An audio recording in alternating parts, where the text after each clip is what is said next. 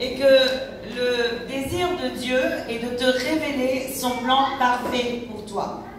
Amen. Gloire à Dieu. Est-ce que vous savez que Dieu a un plan parfait pour vos vies? Amen. La Bible nous dit, Église,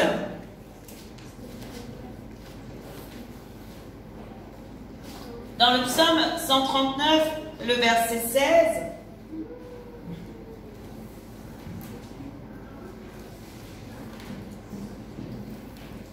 la parole de Dieu nous dit: quand je n'étais qu'une masse informe, tes yeux me voyaient et sur ton livre étaient tous inscrits les jours qui m'étaient destinés avant qu'aucun d'eux existe. Amen. Gloire à Dieu. Alors la parole de Dieu nous dit: quand je n'étais qu'une masse informe, tes yeux me voyaient et sur ton livre étaient tous inscrits les jours qui m'étaient destinés avant qu'aucun d'eux existât. En réalité, Église, la parole de Dieu nous parle d'un état de l'homme, non pas dans sa chair, mais la parole de Dieu nous parle lorsque l'homme était encore en état d'esprit. Quand la Bible parle d'une masse informe, la parole de Dieu nous parle d'un esprit, puisque en fait, la définition de l'être humain est un esprit dans un corps dont il est composé d'une âme. D'accord? Donc la définition de l'être humain, c'est que l'être humain est un esprit dans un corps qui possède une âme. D'accord? Donc chacun de nous, avant d'être dans le sein maternel, nous étions tous esprits avec Dieu. Voici ce que la parole de Dieu nous dit. La Bible dit: quand je n'étais qu'une masse informe, tes yeux me voyaient. Donc lorsque j'étais encore esprit avec Dieu, il nous voyait, il nous connaissait. Et la Bible nous dit que Dieu a un livre. Ce livre, dans la parole de Dieu, s'appelle le livre de la vie. Et dans ce livre de la vie, il est inscrit tous tes jours. Amen. Chacun des jours de ta vie sont inscrits dans le livre de la vie. Amen. Gloire à Dieu. Et alors, la parole de Dieu nous dit: et sur ton livre étaient tout inscrits les jours qui m'étaient destinés avant qu'aucun d'eux existât. Autrement dit, je vais te montrer à quel moment nous avons été créés, parce que je crois que c'est important de le rappeler, à quel moment nous avons été créés et à quel moment Dieu avait déjà inscrit tous les projets qui étaient sur ta vie. Parce que la Bible nous dit, et dans Jérémie 29, le verset 11, Dieu nous dit: il a des projets pour nos vies, il connaît les projets qu'il a formés sur nos vies, et la Bible nous dit que ce sont des projets de bonheur et non de malheur, afin de nous donner un avenir à espérer. Amen. J'aimerais te dire, Église, c'est Jérémie 29, le verset 11. Amen. Et j'aimerais te dire, Église, qu'il est peut-être vrai qu'aujourd'hui, tu vis des situations difficiles. Il est peut-être vrai qu'aujourd'hui, tu passes par des moments de doute. Il est peut-être vrai qu'aujourd'hui, le projet que tu as dans ta vie ou les circonstances de ta vie ne reflètent pas le bonheur que Dieu a pour toi. Mais j'aimerais te dire, Dieu a des projets de paix pour ta vie. Notre Dieu n'a pas de projet de malheur pour toi. Et aujourd'hui, je veux te donner et je veux te dire quel est le moyen pour recevoir, pour récupérer et pour prendre les projets de bonheur que le Seigneur a pour ta vie. Je crois que malheureusement, nous avons tendance à accepter trop de situations qui parfois ne viennent pas de Dieu. On accepte toutes sortes de choses. Parfois, lorsqu'on est malade, on accepte à un moment donné la maladie, alors qu'on sait très bien que la maladie ne vient pas de Dieu.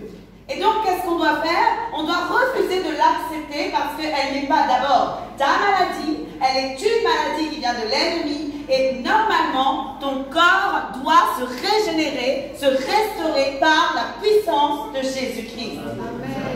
Et je crois vraiment que nous avons trop tendance à accepter les situations qui nous arrivent. Parfois, j'entends beaucoup de gens qui me disent: oh, je vis telle situation, c'est difficile, mais puisque c'est la volonté de Dieu, je l'accepte, je sais que tout concourt à mon bien. Et j'ai envie de dire à ces personnes, ce n'est pas tout ce que tu vis qui concourt à ton bien et qui vient de Dieu.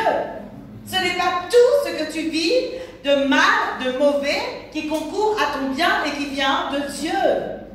Il y a des situations parfois que nous avons besoin vraiment de refuser. Il y a des situations que nous avons besoin de combattre dans nos vies. Il y a des situations que nous avons besoin vraiment de leur dire « Tu sors de ma vie, je ne veux pas de toi et ce n'est pas cela le projet que Dieu a pour moi. » Mais pour pouvoir parler à cette situation, il faut que tu puisses connaître avec certitude le plan que Dieu a pour ta vie. Parce que si tu ne sais pas, tu vas te dire, mais peut-être que cela vient de Dieu réellement. Alors j'aimerais te dire ce que Dieu a dit dans sa parole, et sa parole ne change pas. La Bible nous dit que la parole de Dieu ne change pas, et personne ne changera un petit iota de la parole de Dieu. Et la Bible nous dit, il connaît les projets qu'il a formés sur nous, des projets de paix et non de malheur. Amen. J'aimerais que tu répètes ce passage, car je connais les projets que j'ai formés sur vous, dit l'Éternel, projets de paix et non de malheur, afin de vous donner un avenir et de l'espérance. Amen. Dans d'autres versions, la Bible dit afin de te donner un avenir à espérer. Amen. Gloire à Dieu. Et alors, j'aimerais vous dire, Église, lorsque le psaume 139, le verset 16, nous parle d'une masse informe, et lorsque même Dieu avait parlé à Jérémie, Dieu avait dit à Jérémie dans Jérémie 1, le verset 5, Dieu avait dit, avant que je t'ai formé dans le ventre de ta mère, je te connaissais. Et avant que tu n'en sois sorti de son sein, je t'avais consacré et je t'avais établi prophète des nations. Amen. Amen. Dieu nous dit, Psaume 139, le verset 16, quand on était une masse informe, il nous connaissait, il avait écrit tous les jours de nos vies sur son livre. Dieu nous dit encore, dans Jérémie 29, le verset 11, il a des projets de bonheur et non de malheur pour nos vies. Et Dieu a dit à Jérémie, avant que je t'eusse formé dans le ventre de ta mère, je te connaissais, et avant que tu fusses sorti de son sein, je t'avais consacré. Autrement dit, avant que tu sois sorti du sein maternel, avant toutes ces choses, Dieu t'avait mis à part déjà. Et il t'avait établi afin que tu sois prophète des nations. Amen. Gloire à Dieu. Alors, Église, j'aimerais vous ramener au temps de la Genèse. Pourquoi au temps de la Genèse? Parce qu'en Genèse 1, le verset 26, la parole de Dieu nous parle à quel moment Dieu a créé tout homme. La Bible dit donc, dans le psaume 139, le verset 16, on vient de voir, quand je n'étais qu'une masse informe. Et voici ce que Genèse 1, le verset 26, nous dit. Dieu dit, faisons l'homme à notre image, selon notre ressemblance. Et dans la version Bible du Semeur, la parole de Dieu ne nous dit pas, faisons l'homme. La parole de Dieu nous dit, faisons les hommes, de sorte qu'ils soient notre image, qu'ils nous ressemblent. Alors, Église, lorsque Dieu dit, faisons l'homme, il parle de l'humanité entière. Que ce soit homme ou que ce soit femme, Dieu parle de l'humanité entière. Et qu'est-ce que la Bible dit? Faisons l'homme à notre image, selon notre ressemblance, et qu'il domine sur les poissons de la mer, sur les oiseaux du ciel, sur le bétail, sur toute la terre, et sur tous les reptiles qui rampent sur la terre. Le verset 27 et 28 nous dit des choses vraiment importantes. La Bible nous dit, Dieu créa l'homme à son image. Quelle image? L'homme à l'état d'esprit. Parce que la Bible nous dit Dieu est esprit. Et ceux qui l'adorent doivent l'adorer en esprit et en vérité. Quand la parole de Dieu nous dit que le 6e jour de la création, Dieu a créé l'homme, Dieu a créé tous les hommes, même toi, le 6e jour de la création. Tout homme a été engendré en esprit le 6e jour de la création. Oui, on a même âge. On rigole avec mon mari souvent là-dessus. Nous n'avons pas le même âge, mais en esprit, nous avons le même âge. Amen. Gloire à Dieu. Alors, j'aimerais vous dire vraiment, tout homme a été créé le 6e jour de la création. L'humanité entière. Nous tous, nous avons été créés le 6e jour de la création. Et ce 6e jour de la création, Dieu t'a donné autorité, Dieu t'a donné le pouvoir et Dieu avait inscrit tous les jours de ta vie avant même qu'ils aient déjà commencé. Alors qu'est-ce que la Bible nous dit dans le verset 28? Dieu les bénit et Dieu leur dit: soyez féconds, multipliez, remplissez la terre et l'assujettissez et dominez sur les poissons de la mer, sur les oiseaux du ciel et sur tout animal qui se meut sur la terre. Amen. Le 6e jour de la création, Dieu donna à toute l'humanité entière la domination sur toutes choses. Mais voici ce qui s'est passé. La Bible nous dit, et l'humanité entière a été engendrée en un homme qui s'appelle Adam. À cause du péché d'Adam, à cause de ce que Adam a fait dans le jardin d'Éden, l'humanité entière a été condamnée. Il y a eu une malédiction sur l'humanité entière. Mais ce qui est merveilleux, Église, c'est que la parole de Dieu nous dit que même s'il y a eu la mort en Adam, même si la mort s'est étendue sur tous les hommes, parce que tous ont péché en Adam, ce qui est merveilleux, la parole de Dieu nous révèle dans Romains 5, le verset 17, la parole de Dieu dit: si par l'offense d'un seul, la mort a régné par lui seul, à plus forte raison, ceux qui reçoivent l'abondance de la grâce et du don de justice régneront-ils dans la vie par Jésus-Christ.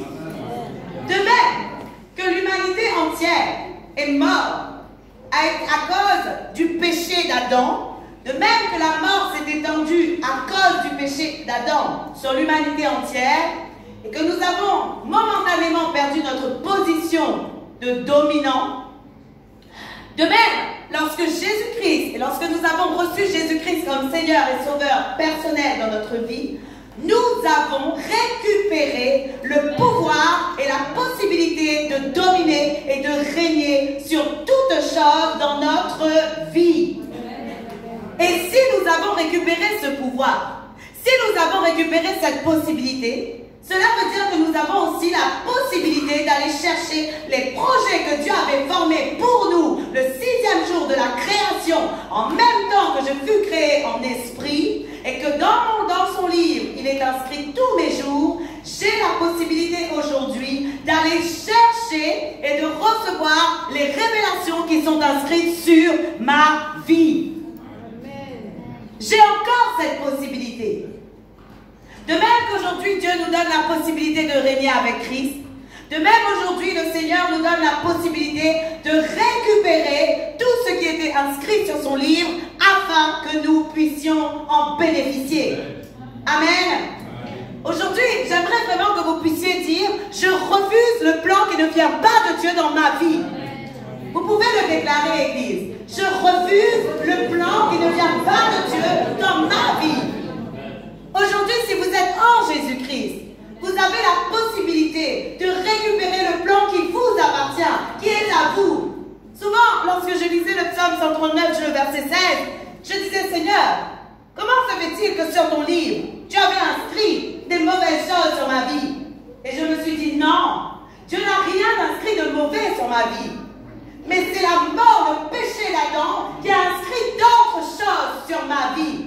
Mais je vais vous dire, le diable aussi, fin imitateur qu'il est, a un livre. Et lui aussi, il a un autre plan pour ta vie. Il veut t'amener dans son plan imparfait. Mais Dieu a un plan parfait pour toi. Et tu dois chercher réellement à t'attacher à Dieu, à t'attacher à Jésus, à chercher la face de Dieu en tout temps, afin de pouvoir connaître les jours que Dieu t'a donnés, connaître l'ensemble du jour que le Seigneur t'a donné. Puisque ça t'est disponible. Quand tu n'étais pas en Jésus, tu ne pouvais pas avoir accès à ce livre. Mais aujourd'hui, de même que tu as accès au trésor de la parole de Dieu, Dieu veut te donner encore accès au livre de la vie, afin que tu puisses connaître les jours qui te sont réservés à toi. Amen. La parole de Dieu nous dit dans Acte 3, le verset 19 et 20, la Bible nous dit: repentez-vous donc et convertissez-vous. Écoutez ce qu'il dit pour que vos péchés soient effacés. Et le verset 20 nous dit, afin que des temps de rafraîchissement viennent de la part du Seigneur et qu'il envoie celui qui vous a été destiné, Jésus-Christ. Aujourd'hui, j'aimerais te dire, Dieu a des temps de rafraîchissement pour ta vie. Dieu a des temps de rafraîchissement pour ta vie. Arrêtez de vivre dans la culpabilité. Arrêtez de vivre dans ces choses. Arrêtez de vivre dans le pourquoi. Arrêtez de vivre dans le passé. Mais vivez et décidez aujourd'hui d'aller chercher les plans que le Seigneur a pour vous. Parce que Dieu a des temps de rafraîchissement pour votre vie. Peuple de Dieu, arrêtez de laisser le joug étranger du diable venir dominer sur vous. C'est vous qui êtes dominateur. C'est vous qui êtes celui qui allez dominer. C'est vous qui êtes celui qui allez régner. Parce que vous êtes en Jésus aujourd'hui. Amen. Mais la condamnation ne peut plus tenir sur vos vies. Amen. Oui, il est vrai que de temps en temps on est malade. Moi aussi ça m'arrive. Mais je sais aussi que ça ne durera pas longtemps parce que je vais combattre et que je vais reprendre ma position de victoire et je vais reprendre la santé qui m'appartient. Parce que le Seigneur veut que je sois en bonne santé tous les jours de ma vie.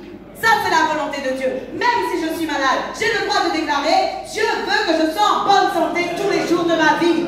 Amen. Oui ou non? Amen. Dieu a réservé des temps de rafraîchissement pour toi. Regarde ton voisin et dis-lui, Dieu a réservé des temps de rafraîchissement dans ta vie.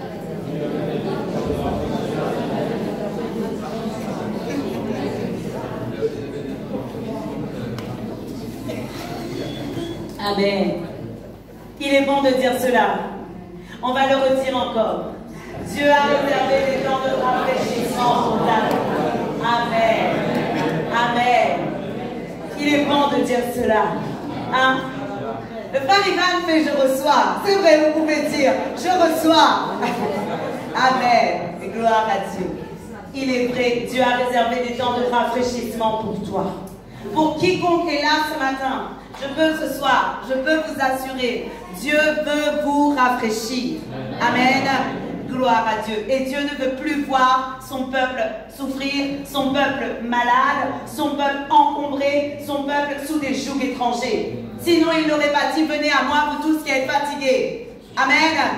Il n'aurait pas dit cela. S'il voulait vous voir fatigué, s'il voulait vous voir malade, il n'aurait pas dit, venez à moi, vous tous qui êtes fatigués. Amen. Gloire à Dieu. Et j'aimerais te dire quelque chose. Dieu est soucieux que tu arrives à entrer dans le plan parfait qu'il a pour ta vie. Amen. Regarde ton voisin et dis, Dieu est soucieux de moi. Dieu est soucieux. Amen. Gloire à Dieu. Vous savez, comme un père aimant, Dieu a vraiment envie que son peuple puisse entrer dans son plan parfait. Amen. Gloire à Dieu. La Bible nous dit dans Romains 8, le verset 28, là on peut dire, la Bible dit, nous savons du reste que toutes choses concourent au bien de ceux qui aiment Dieu, de ceux qui sont appelés selon son dessein. Et moi, j'aimerais vous lire la version amplifiée. La Bible amplifiée, voici ce qu'elle dit. Et nous savons, avec une grande confiance, que Dieu, qui est profondément préoccupé par nous, fait en sorte que toutes choses fonctionnent ensemble en tant que plan bénéfique pour ceux qui aiment Dieu, pour ceux qui sont appelés conformément à son plan et à son but. Waouh! Qu'est-ce que c'est merveilleux! La version amplifiée nous dit en plus, Dieu est profondément préoccupé par toi.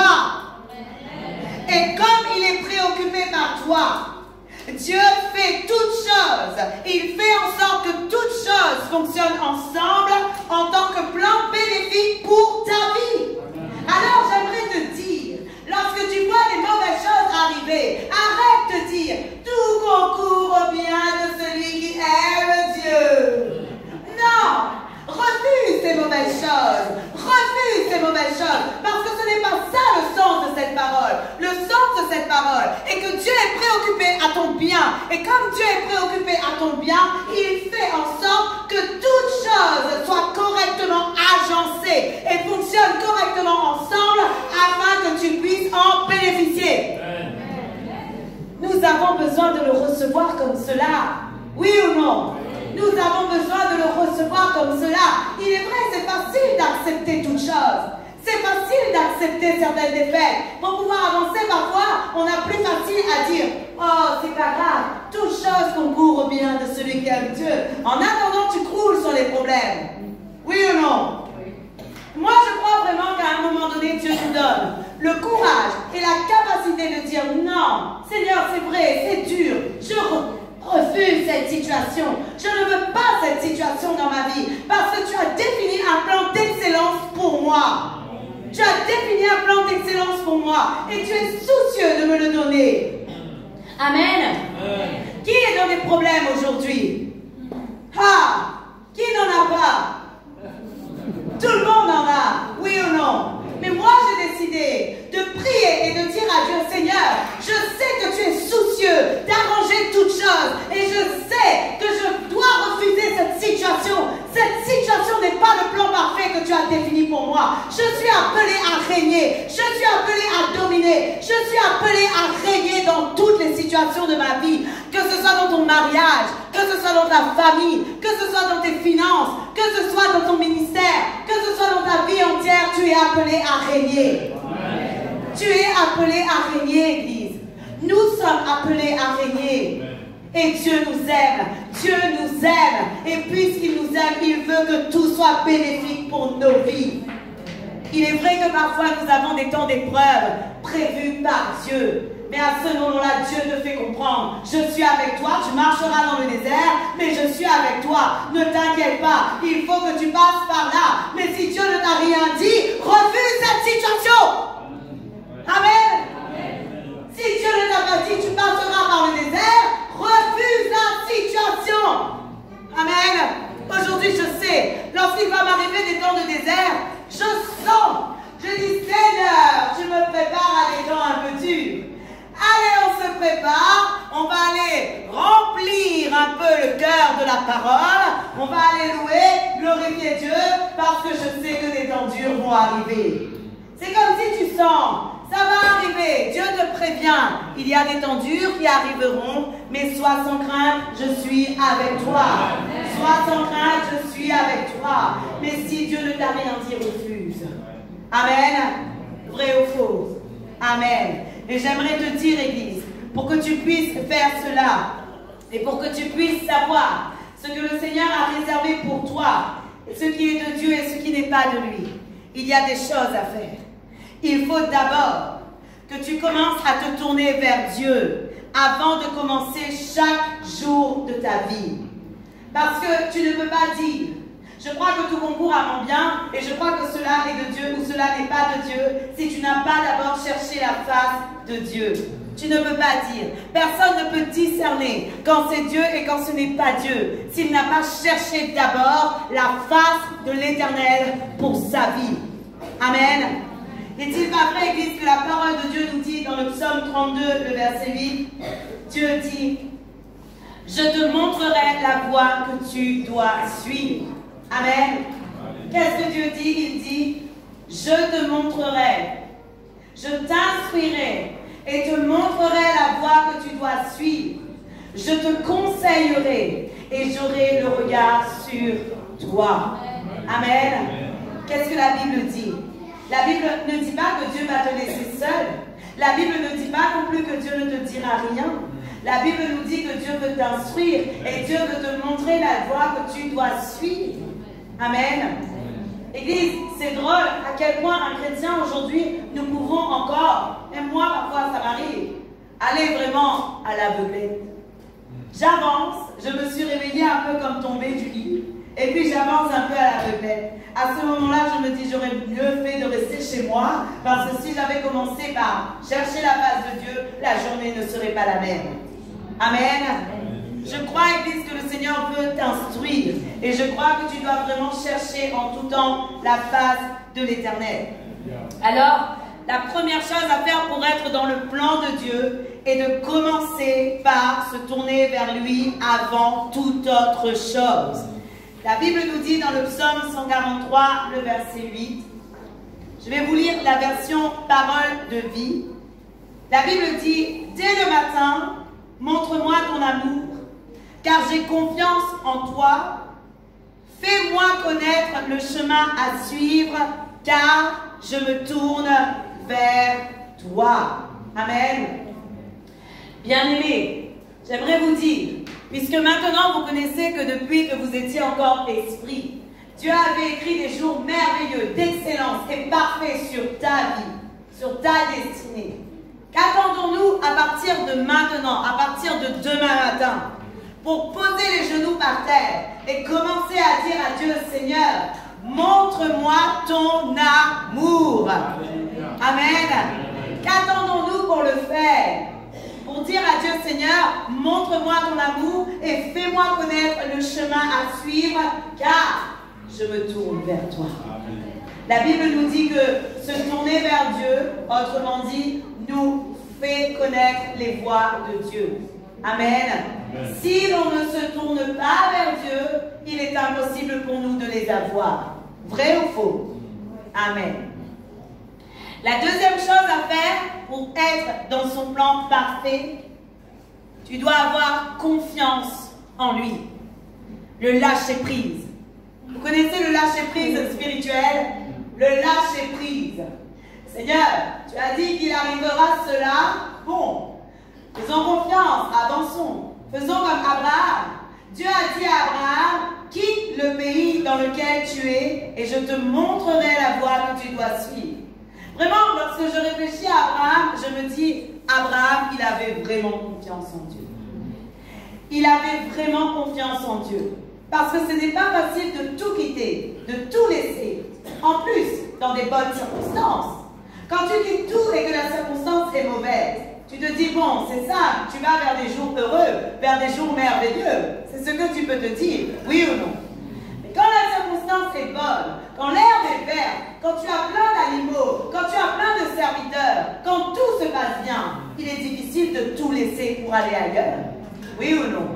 Et il est difficile de dire aux hommes, allez, suivez-moi, je vous assure, Dieu a un plan parfait pour nous. Oui ou non? Mais Abraham, c'est ce qu'il a fait. Et nous, souvent, malheureusement, Dieu nous dit, j'ai des voies à te montrer, j'ai des choses nouvelles pour toi, j'ai des choses d'excellence à te donner. Et nous restons sur notre position. Et nous disons, non, j'ai trop peur d'avancer, j'ai trop peur de le faire, j'ai trop peur d'y aller. Est-ce que je vais réussir? Est-ce que je vais pouvoir le faire? Mais Dieu nous demande d'avoir confiance en lui. Amen. Dieu te demande aujourd'hui, aie confiance en moi. La Bible nous dit dans Proverbe 3, le verset 5, confie-toi en l'Éternel de tout ton cœur, sans t'appuyer sur ta sagesse. Waouh! Moi je sais, papa. Moi je sais, Seigneur, ce qu'il faut faire. Je sais plus que toi, tu te comprends. Si je commence à aller à droite, tu ne vois pas, il y a un trou. Mais Dieu a déjà préparé d'avance la planche qu'il faut mettre au sol afin que tu puisses y mettre tes pieds. Amen. La parole de Dieu nous dit, confie-toi en l'Éternel de tout ton cœur et ne t'appuie pas sur ta sagesse. Notre sagesse est vile devant Dieu. Savez-vous, notre sagesse est vile devant Dieu. Pourquoi? Puisque nous ne connaissons pas son plan parfait, nous ne pouvons pas comprendre non plus ce qu'il veut faire pour nous. Et lorsque nous allons commencer à comprendre que son plan est parfait et qu'il veut vraiment tout faire pour notre bien et qu'il a déjà tout prévu, tout organisé, nous allons commencer à nous dire « Waouh, je veux avoir confiance en Dieu ». Avez-vous déjà remarqué à quel point Dieu est organisé? Oui ou non? Dieu est tellement organisé dans toutes ces choses. Lorsqu'on lit la parole de Dieu, Dieu avait prévu Jésus depuis le commencement. Oui. Au 6e jour de la création, Dieu savait que Jésus allait être là pour te libérer. Oui ou non? Il avait tout prévu. Il avait déjà prévu qui allait être Moïse. Il avait déjà prévu Abraham. Il avait déjà tout orchestré. Quel fin organisateur. Amen. Et nous, parfois, on ose défier Dieu et dire, Seigneur, je connais plus que toi. alors que Dieu sait plus que nous, Église. Amen. Aujourd'hui, la parole de Dieu nous dit, ne t'appuie pas sur ta sagesse. Il est facile de le dire, je sais, mais il faut commencer à le faire. Parce que je crois que malheureusement, si on s'appuie trop sur notre propre sagesse, on va manquer le but d'excellence que le Seigneur a pour nos vies. Amen. Gloire à Dieu. La troisième chose que nous devons faire, nous ne devons rien faire sans lui. Jamais. Proverbe 3, le verset 6, la Bible dit, reconnais-le dans toutes tes voies et il aplanira tes sentiers. Amen. Dans la version amplifiée encore, la Bible nous dit, et il te fera des chemins rectilignes. Waouh! Des chemins rectilignes. C'est merveilleux. Un chemin rectiligne, c'est comme si là, je suis dans ce carrelage et je dois marcher là-dedans. Oui ou non? Qu'est-ce que c'est merveilleux! La Bible nous dit, reconnais Dieu dans toutes tes voies et il te fera des chemins rectilignes. Amen. Depuis que je connais cette version, le matin en me levant, je dis, Seigneur, un chemin rectiligne est pour moi, que je puisse marcher dans celui-là. Amen. Non pas un chemin tortueux, mais un chemin rectiligne. Amen. Gloire à Dieu. La quatrième chose à faire, nous devons avoir la crainte de l'Éternel. Amen. Le psaume 25, le verset 12, la parole de Dieu nous dit, quel est l'homme qui craint l'Éternel? L'Éternel lui montre la voie qu'il doit choisir. Amen. Gloire à Dieu. La crainte de l'Éternel engendre des révélations de Dieu sur ta vie. Amen. Souvent, le peuple de Dieu, nous n'avons pas beaucoup de crainte de l'Éternel. Dieu nous dit d'honorer sa parole. Dieu nous dit de choisir la vie. Dieu nous dit de faire des choses nobles pour lui. Et souvent, nous n'avons pas la crainte de l'Éternel. C'est comme si on se dit en nous-mêmes, ce n'est pas très grave. Cette parole n'est pas très comptée. Et je crois vraiment que le Seigneur cherche la crainte de l'Éternel. La crainte de l'Éternel, ça ne veut pas dire avoir peur. La crainte de l'Éternel, pour moi, c'est tout faire afin d'honorer Dieu selon sa parole. Pour moi, la crainte de l'Éternel, c'est cela. Tout faire afin d'honorer Dieu selon sa parole. Amen. Et je crois que lorsque tu cherches à tout faire afin d'honorer Dieu selon sa parole, le Seigneur automatiquement va engendrer des révélations sur ta vie pour toi. Amen. Avez-vous remarqué? Seulement lorsqu'on se tourne vers Dieu qu'on peut avoir des révélations de sa parole. Et la Bible nous dit que la parole de Dieu est un trésor caché. Autrement dit, c'est seulement parce que ton cœur s'est incliné devant Dieu que tu as pu recevoir des nouvelles révélations dans ta vie. Amen. Il en est de même pour ton plan. Le plan que Dieu a pour ta vie ne peut se retrouver, ne peut s'obtenir, ne peut se réceptionner, tu ne peux le réceptionner qu'en inclinant ton cœur devant le Seigneur et en vraiment désirant ardemment le trouver. Parce que je crois que la Bible nous dit, celui qui cherche, trouve. Celui qui demande, reçoit.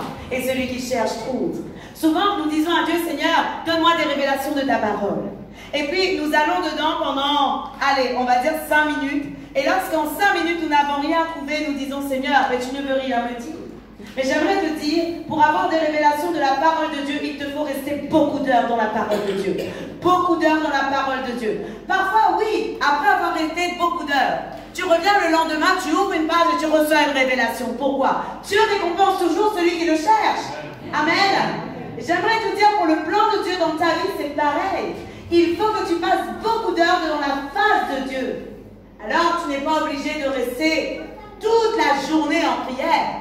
Mais en tout temps, tu dois demander à Dieu, Seigneur, suis-je encore sur ta voie? Quel est ton plan pour moi? Et avant de te lever, avant de sortir de chez toi, prie, prie, afin de ne pas t'éloigner du chemin rectiligne, afin de ne jamais t'écarter du chemin rectiligne. Parce que, en tout temps, le diable rôde. Et en tout temps, l'ennemi est prêt à envoyer un caillou sur cette route. En tout temps, il est prêt. Il est prêt afin que tu puisses le dévier. Et lorsque tu l'as dévié, tu vas dans un chemin tortueux. Oui ou non? Alors le Seigneur nous demande en tout temps de chercher sa face, en tout temps de revenir à lui, en tout temps de ne rien faire sans lui, en tout temps d'avoir confiance en lui, en tout temps de craindre l'Éternel. Amen. Pourquoi je vous dis revenir sans cesse à Dieu? La Bible nous dit dans Ecclésiaste 3, le verset 11,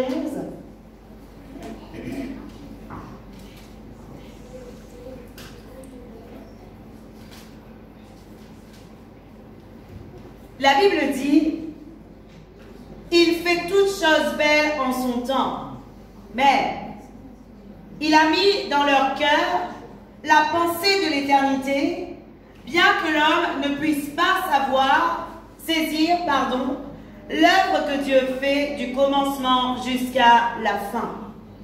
Dans une autre version, la Bible nous dit que l'homme a le désir de connaître tout ce que Dieu fait, mais qu'il n'arrive pas à le savoir entièrement.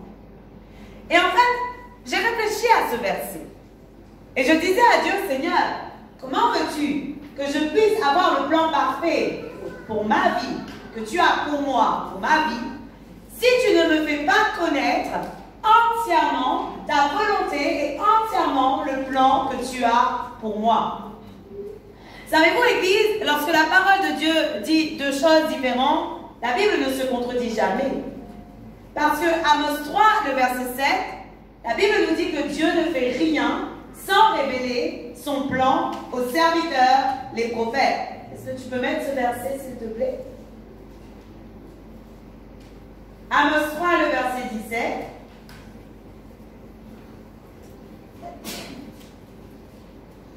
Il mouline. 3, 17. Verset 7, pardon. La Bible dit, car le Seigneur, l'Éternel, ne fait rien sans avoir révélé son secret à ses serviteurs, les prophètes. Alors, dans Ecclésiaste 3, le verset 11, la parole de Dieu nous dit que le Seigneur a donné à l'homme le désir de connaître tout son avenir, toutes les choses passées, les choses à venir. Et la Bible nous dit que l'homme ne peut pas saisir entièrement ce que le Seigneur veut faire. Mais dans Amos 3, le verset 7, la Bible nous dit que le Seigneur ne fait rien sans avoir d'abord révélé son secret à ses serviteurs, les prophètes. Autrement dit, Dieu veut ou Dieu ne veut pas? Non, ça ne se contredit pas. Je vais vous expliquer ce que moi je crois. Je crois qu'en réalité, Dieu veut nous révéler en tout temps son plan parfait. Mais Dieu ne va pas nous révéler tout d'un coup. Dans Ecclésiaste 3, le verset 11, quand la Bible nous dit que l'homme a le désir de savoir les choses, le passé et l'avenir, mais il ne peut pas y parvenir en tout temps, il ne peut pas y parvenir d'un coup. Mais à chaque fois que tu vas avancer et à chaque fois que tu vas progresser, tous les pas que tu vas faire, à chaque pas, il y aura une révélation nouvelle de la vie que Dieu a réservée pour toi. Moi, c'est ce que je crois. Je crois réellement que le Seigneur veut que j'avance avec lui et il veut avancer avec moi dans le plan parfait qu'il a pour ma vie. Et donc, il veut me révéler les choses avant même qu'elles aient été accomplies. Il veut me montrer, il veut me donner un avenir à espérer. Pourquoi avoir un avenir? Parce que si je n'ai pas d'avenir, je n'ai pas de projet. Parce que si je n'ai pas d'avenir, je n'ai pas de plan. Parce que si je n'ai pas d'avenir, je ne prévois rien. Oui ou non? Je suis un peu comme un homme errant. Voilà pourquoi Dieu veut nous donner un avenir afin que je puisse prévoir quelque chose à accomplir. Amen. Et c'est ce que Dieu veut.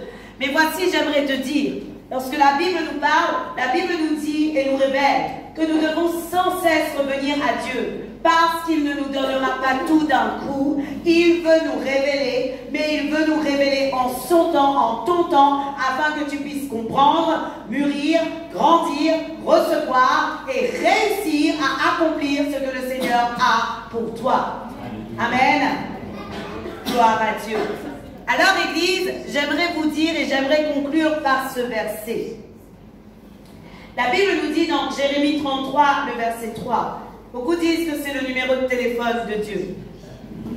Oui. Jérémie 33, le verset 3, la Bible dit « Invoque-moi et je te répondrai ». Vous savez pourquoi ils disent que c'est le numéro de téléphone de Dieu? Parce que dans la version français courant, la Bible dit « Fais appel à moi ». Amen. Alors il dit « Invoque-moi et je te répondrai. Je t'annoncerai de grandes choses, des choses cachées que tu ne connais pas. » Amen. Bien-aimé, j'aimerais te dire quelque chose. Depuis le 6e jour de la création, Dieu a inscrit dans son livre tous tes jours et tous les jours parfaits de ta vie, afin que tu puisses les saisir, afin que tu puisses les recevoir et afin que tu puisses les voir accomplis en Jésus-Christ. Ne gâche pas ton temps à aller dans un aveuglement, à l'aveuglette, dans toutes sortes de choses. Mais va auprès du Père, va auprès de Dieu, invoque-le et il te répondra. Il veut te révéler, il veut te donner des grandes choses, des choses cachées que tu ne connais pas. C'est des choses qui t'appartiennent, elles sont à toi, elles sont secrètes. J'aimerais vous dire, Église, arrêtez d'aller auprès des prophètes pour savoir ce que Dieu a à dire sur vos vies. Parce que, pourquoi? Dieu veut avoir une relation intime avec toi. Dieu veut avoir une relation intime avec toi. Lorsqu'un prophète vient, il vient confirmer ce que Dieu t'a déjà donné. Mais pour pouvoir confirmer ce que Dieu t'a déjà donné, il faut que toi d'abord, tu puisses être allé voir Dieu afin qu'il puisse te répondre sur les choses cachées que tu ne connais pas. Amen. Parfois, je vais vous dire, un prophète, parfois, il n'est pas mauvais. Mais parfois, un prophète, ce qu'il va faire, il va t'annoncer d'autres choses plus loin encore, que Dieu n'a pas encore prévu que tu puisses recevoir. Il y a des choses déjà plus loin encore. Et puis toi, tu vas viser le loin. Alors que jour après jour, Dieu veut te révéler des choses cachées, des choses que tu ne connais pas, afin que tu puisses arriver au but ultime. Amen. Je crois vraiment, Église, que vous devez impérativement, à partir de maintenant, continuer à cultiver et dire à Dieu, Seigneur, dans ton livre, ce livre dont il est écrit dans la parole, il est inscrit tous les jours de ma vie. Alors que j'étais encore enfant, alors que j'étais encore esprit avec toi. Ce livre ne s'est jamais effacé. Et ce livre ne s'effacera jamais. Ce livre ne s'effacera jamais. Vous savez, Église, lorsque Jésus-Christ allait sur la croix, qu'est-ce qu'il a dit? Il a dit, voilà, maintenant il faut que s'accomplisse tout ce qui est écrit sur moi. Amen. Amen. Ce qui veut dire que si Jésus a dit, maintenant il faut que s'accomplisse tout ce qui est écrit sur moi, je crois qu'il faut que s'accomplisse tout ce qui est écrit sur toi. Je crois qu'il faut que s'accomplisse tout ce qui est écrit sur toi. Amen. Et tu dois vraiment dire à Dieu, Seigneur, je veux les recevoir, je veux y réussir, je veux m'attacher à trouver tous les jours les choses cachées que je ne connais pas encore, mais pourtant que tu as prévues pour ma vie. Amen. Le Seigneur est bon, le Seigneur est fidèle et Dieu a un plan d'excellence pour toi. Ce que tu vois aujourd'hui n'est pas le dernier mot de Dieu. Ta vie d'aujourd'hui n'est pas le dernier mot de Dieu. Tu es appelé à faire des choses d'excellence. Tu es appelé à faire des choses utiles pour son œuvre. Tu es appelé à faire des choses grandes qui vont glorifier Dieu. Et toute la création glorifiera Dieu à cause de ta vie. Amen. Si tu vas chercher le plan parfait que Dieu a pour toi. Amen. Il est écrit et il doit s'accomplir. Savez-vous, maintenant, je dis à Dieu, Seigneur, moi, je sais qu'il est écrit des choses sur ton livre pour moi. Et je veux réussir à les recevoir, réussir à les accomplir. Parce que ta parole me dit que tu m'avais choisi. Jérémie 1, le verset 5. Voici ce que Dieu dit. Non plus à Jérémie, mais à vous maintenant. Je vais vous le répéter. Voici ce que le Seigneur vous dit.